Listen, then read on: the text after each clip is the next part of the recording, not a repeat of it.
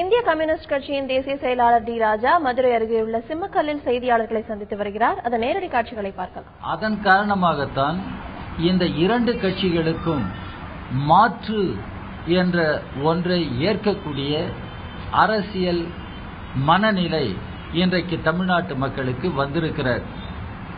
ஒரு மாற்று அரசியல் தமிழ்நாட்டிற்கு தேவைப்படுகிறது. ஒரு மாற்று ஆட்சி தமிழ்நாட்டுக்கு தேவைப்படுகிறது.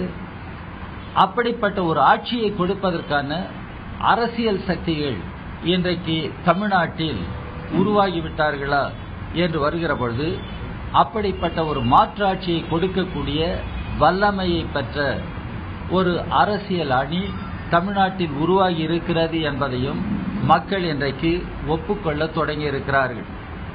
மக்கள் நல கூட்டணி, தேமுதிக, தமிழ் மாநில காங்கிரஸ் சேர்ந்திருக்கிற அணிதான் அப்படி ஒரு அரசியல் மாற்றத்தை கொண்டு வருவதற்கான ஆற்றல் மிக்க அணி என்பதை மக்கள் ஏற்றுக்கொண்டிருக்கிறார்கள். அதான் இன்றைக்கு தமிழ்நாட்டில் ஏற்பட்டிருக்கிற ஒரு புதிய அரசியல் சூழ்நிலை என்று நாம் பார்க்க வேண்டும். இது முன் எப்பொழுதும் இப்படிப்பட்ட ஒரு சூழல் உருவானதில்லை. இன்றைக்கு அப்படி ஒரு சூழல் உருவாகி இருக்கிறது. இது பல கேள்விகளை இன்றைக்கு எழுப்பியிருக்கிறது.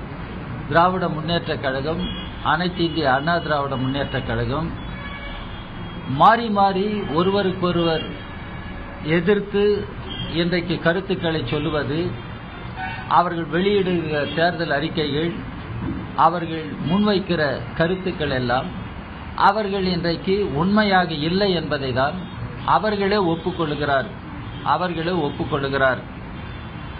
இன்றைக்கு தமிழ்நாட்டின் பொருளாதாரம் மிகப்பெரிய நெருக்கடியில் இருக்கிறது.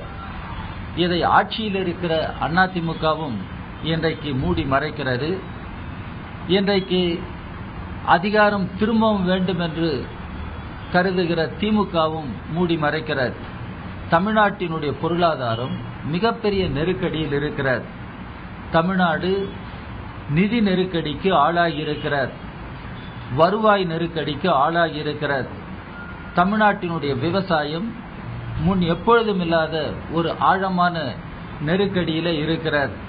தமிழ்நாட்டின் நீர்வளம் குறைந்திருக்கிற நிலையில் தமிழ்நாட்டு விவசாயத்தில் புரொடக்டிவிட்டியை, உற்பத்தி திறனை அதிகரிப்பதற்கு, புதிய தொழில்நுட்பத்தை அறிமுகப்படுத்துவதற்கு, விவசாயிகளின் வருமானத்தை பாதுகாக்கக்கூடிய வகையில் அவர்களுடைய உற்பத்தி செய்கிற பொருள்களுக்கு கட்டுப்படியான விலையை தீர்மானிப்பது உட்பட புதிய அணுகுமுறை இந்த கட்சிகளிடம் இல்லை என்பதை பார்க்க வேண்டும்.